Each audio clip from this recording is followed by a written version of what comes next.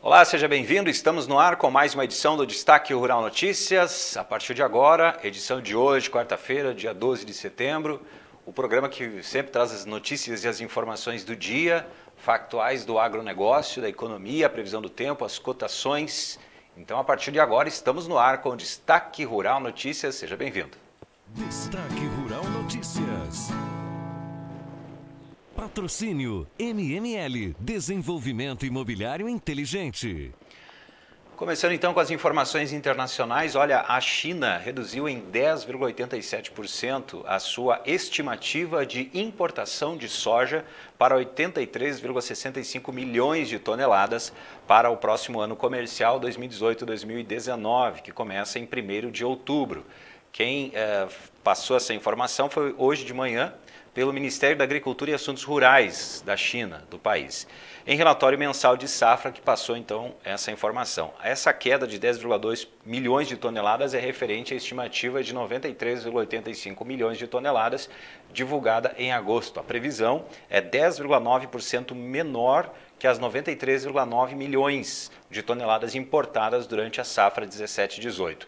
O que diz, então, a China para dizer qual o motivo disso? O Ministério atribuiu a queda na previsão aos conflitos comerciais com os Estados Unidos, além da adoção de uma dieta de baixa proteína para a alimentação dos animais e também as perdas de rentabilidade da suinocultura em virtude da peste suína africana que atinge o país, que também reduziu a demanda por farelo de soja. A China é o maior comprador da oleaginosa do mundo. Então, com essa perspectiva aí, né, os exportadores para a China, né, os clientes, a China é um grande cliente, né, os que colocam, né, para a China esse produto ficam então alertas aí em relação a esse dado.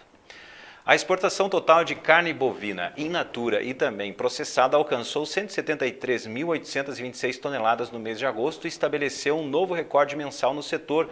Representou um crescimento de 19% sobre agosto do ano passado. A receita cambial no mês aumentou 16%, passou de 605,3 milhões de dólares em agosto de 2017 para agora 699,8 milhões de dólares. Informações que foram passadas hoje também pela Associação Brasileira de Frigoríficos, a Abrafrigo.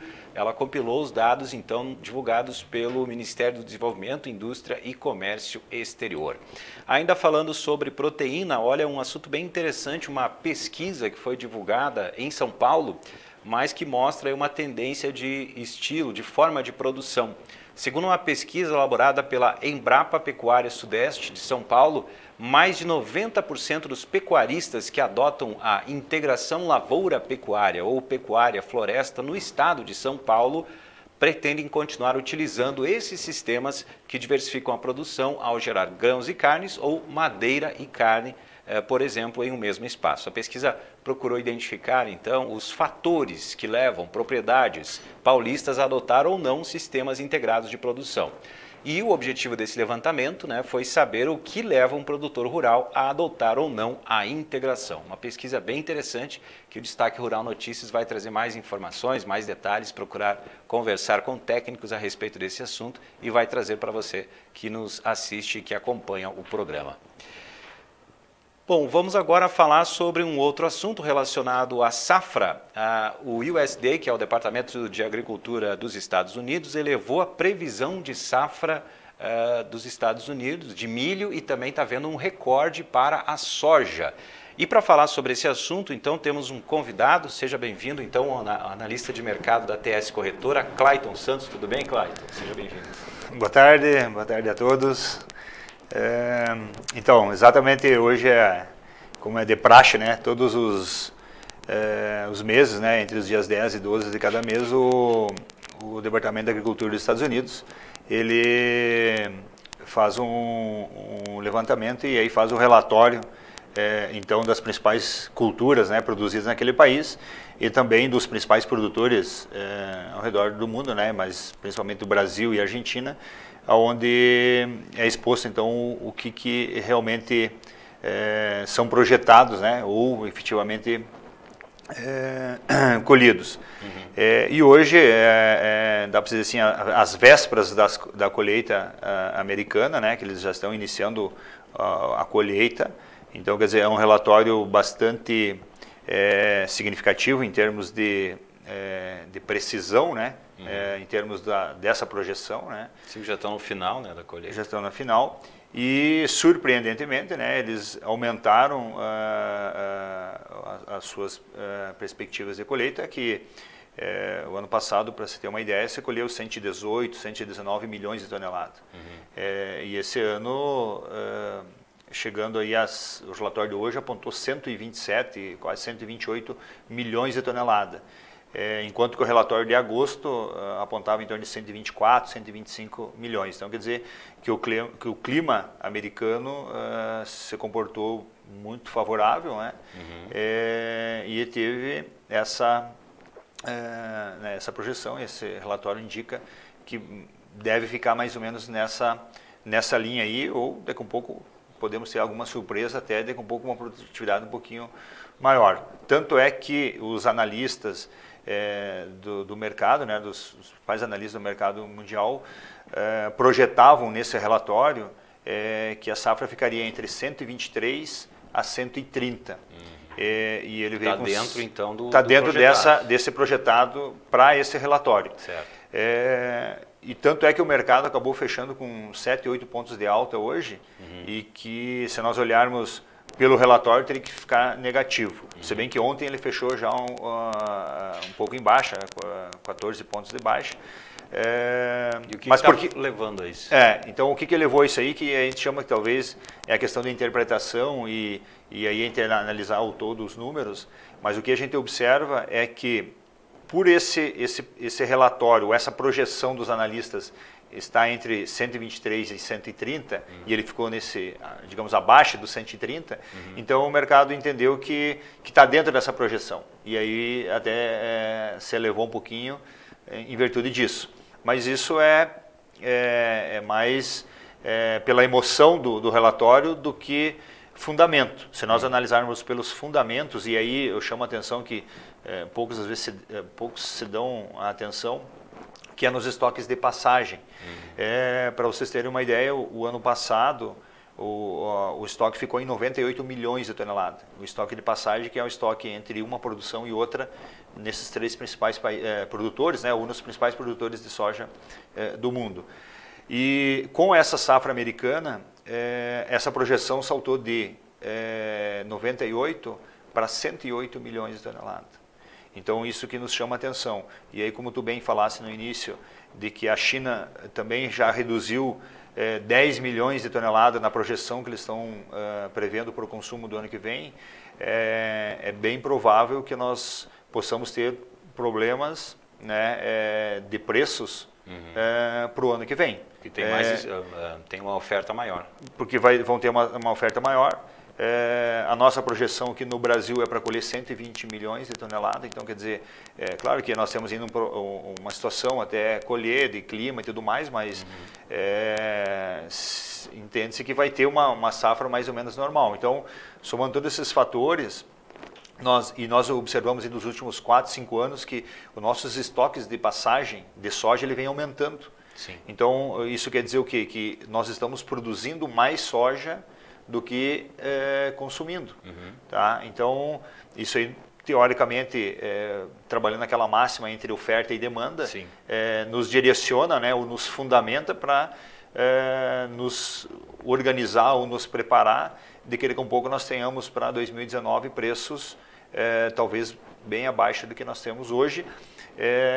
Claro que é bom lembrar e faz parte da cesta de uma hora de tu converter um preço em reais para a nossa realidade aqui do Brasil, e que é um fator determinante, que é o dólar. Então, quer dizer, nós estamos com um dólar bastante elevado. Até a gente fez uma projeção aí há um ano atrás, o dólar estava nessa faixa de 13,15, enquanto que hoje em 4,15. Então, nós temos uma diferença de R$1. E aí eu pergunto, o produtor sabe identificar o quanto representa esse R$1 nessa variação? Numa conta simples e direta, aí nós podemos achar em torno de 15 a 18 reais vai ser o valor para cada R$1 que movimenta o dólar, ele vai projetar esse preço. 15 a 18 reais a mais em cada saca. A mais ou menos, ou no menos, caso, claro. entendeu? Se nós, do 3,15 para 4,15, ele aumenta esses 18 reais. Caso.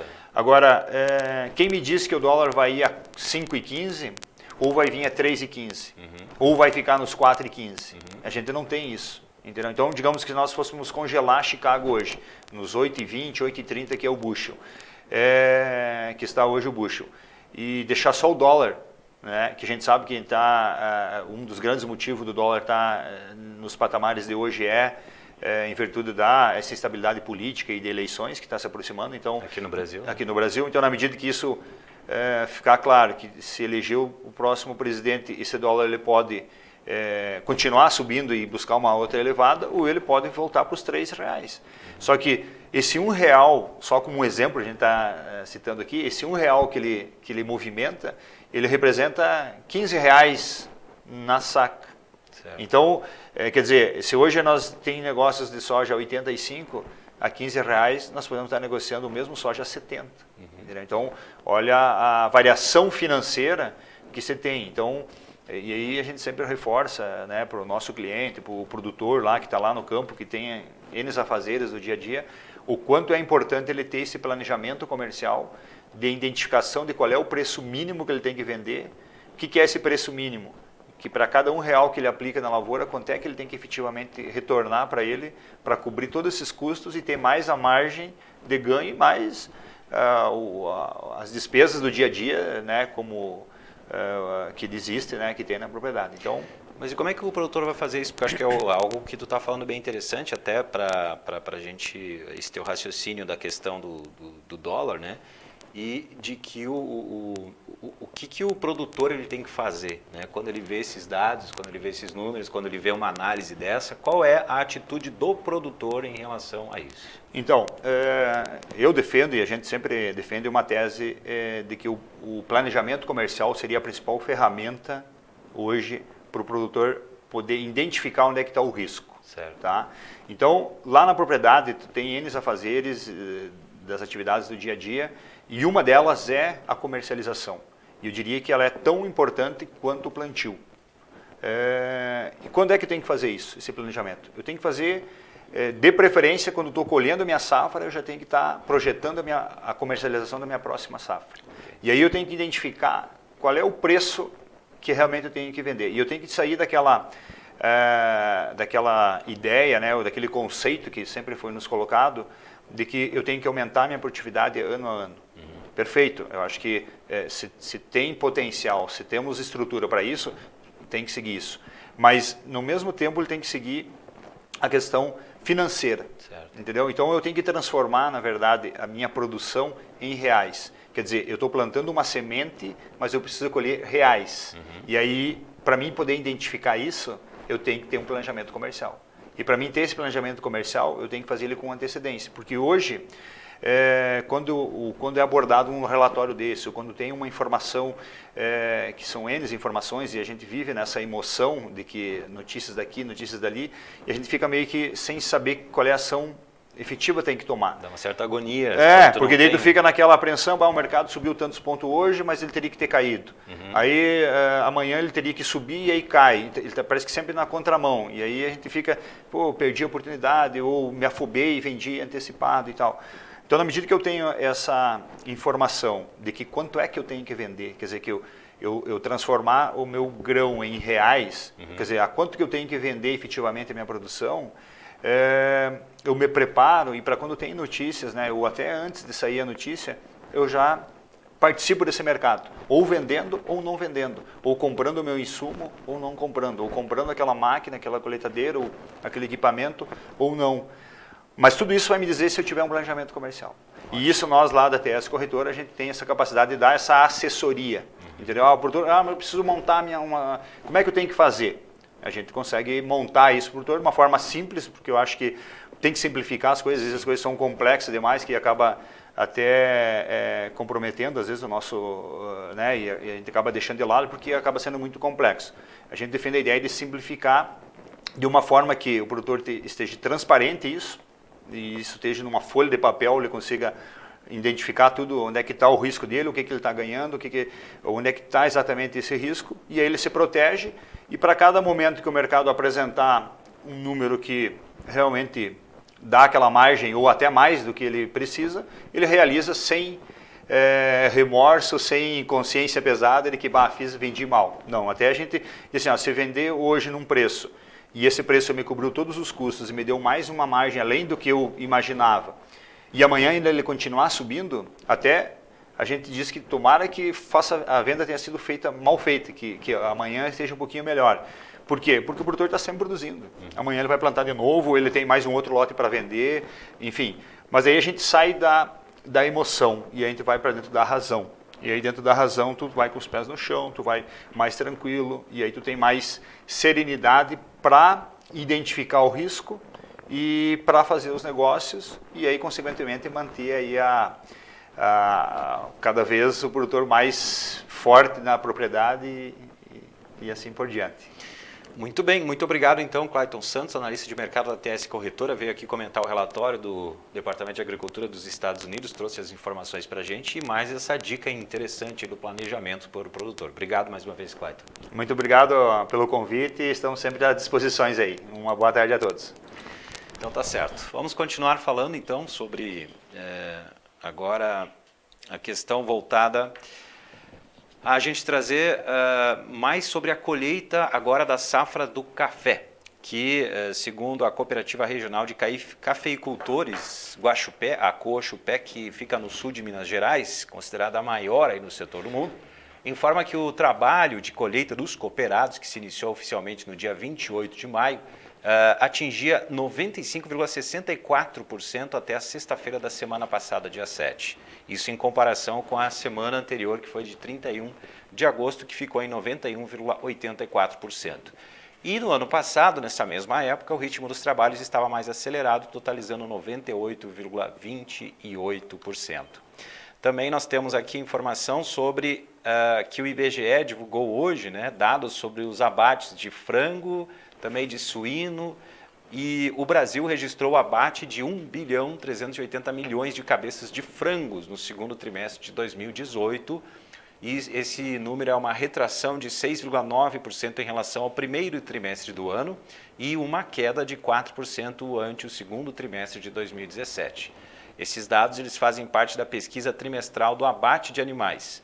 Segundo o IBGE, a pesquisa registrou o pior resultado para meses de maio desde o segundo trimestre de 2009, o que pode ser explicado, segundo o IBGE, pela greve dos caminhoneiros, que impediu uma circulação normal de produtos e também de insumos pelo país, prejudicando toda a cadeia produtiva até a destinação do produto final, é o que avalia o IBGE.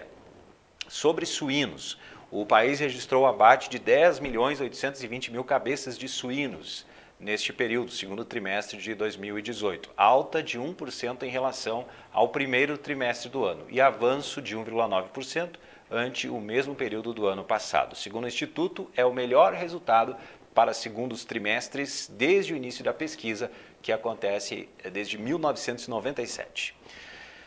Vamos agora falar sobre etanol. Olha, o volume de etanol comercializado pelas usinas do Centro-Sul nos mercados interno e externo em agosto somou 2.947 bilhões de litros. Em comparação com o período do ano passado, é um avanço de 22,95%. O volume acumulado total do combustível vendido às distribuidoras e exportado chegou a 12.186 bilhões de litros em 5 meses da safra 2018-2019, que começou em 1º de abril, alta aí de 15,73% ante a mesma safra, o mesmo período do ano e da safra 2017-2018.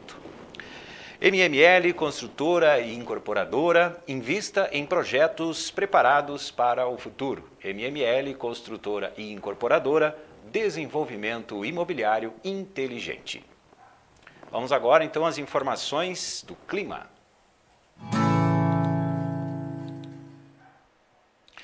Bom, então o clima, para a gente começar aqui as informações pela região sul, a gente pode ver no mapa, qual é a situação. O mapa mostra ali que a região sul vai ter bastante chuva, quase toda a região ali tem chuva prevista.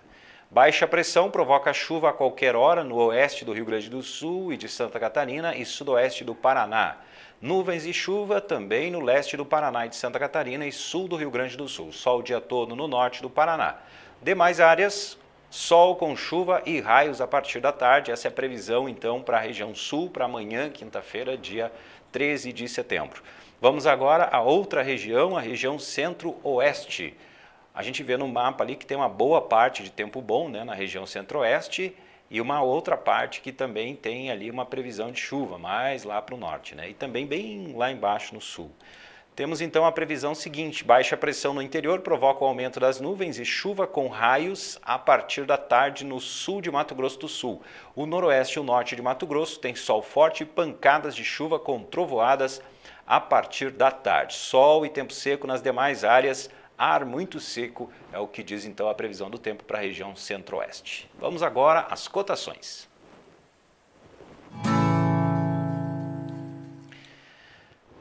Cotações então de hoje, 12 de setembro. Começamos pelo farelo de soja em Ponta Grossa, tonelada R$ 1.475. Em Paranaguá, R$ 1.470. A saca da soja em Passo Fundo, R$ 88,00, em Paranaguá R$ 97,00, em Rio Grande R$ 95,00 e em Rondonópolis R$ 80,00. A saca do milho em Passo Fundo R$ 43,50, em Ponta Grossa R$ 39,00, em Rondonópolis R$ 30,00. O trigo tonelada em Dourados R$ 1.030, em Santa Rosa R$ 850,00. Em Cascavel R$ 1.000 e em Carazinho R$ 850,00 a tonelada do trigo. O arroz em casca em Pelotas, a saca R$ 44,70. Em Cachoeira do Sul, R$ 45,05. Em Jaraguá, R$ 45,00. Vamos agora ao feijão. Feijão carioca em Ponta Grossa, R$ 70,00. Feijão preto em Santa Maria e em Lagoa Vermelha, o mesmo valor, R$ 120,00. O boi gordo agora, a arroba em Barretos, R$ 148,00 e a arroba em Tocantins, R$ 138,00. O quilo no Rio Grande do Sul do boi gordo, R$ 4,40. Suíno vivo, interior do Rio Grande do Sul, R$ 3,17 e o suíno vivo no estado, a média, R$ 2,84 o quilo. O frango vivo no Rio Grande do Sul, R$ 3,00 e em São Paulo, R$ 3,20. MML, construtora e incorporadora, invista em projetos preparados para o futuro. MML, construtora e incorporadora, desenvolvimento imobiliário inteligente. Vamos então agora saber as últimas informações da economia de hoje.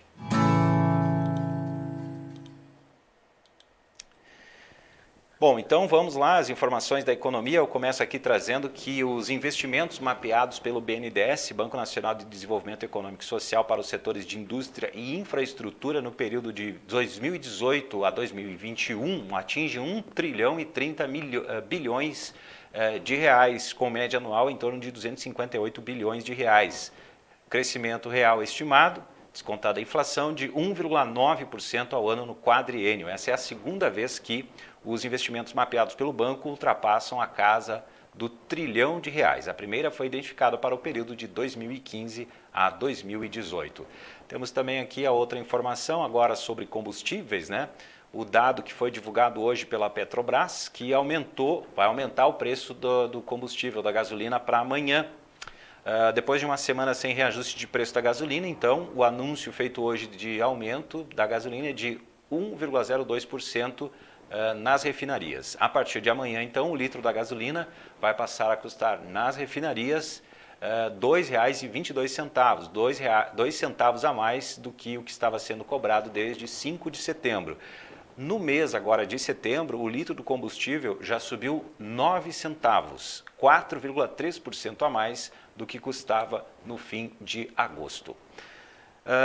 Vamos passar agora sobre a participação no mercado externo nas vendas da indústria, que foi divulgado hoje pela CNI, a Confederação Nacional da Indústria. A valorização do real frente ao dólar nos últimos 2 anos levou a uma estabilidade das exportações para a indústria brasileira.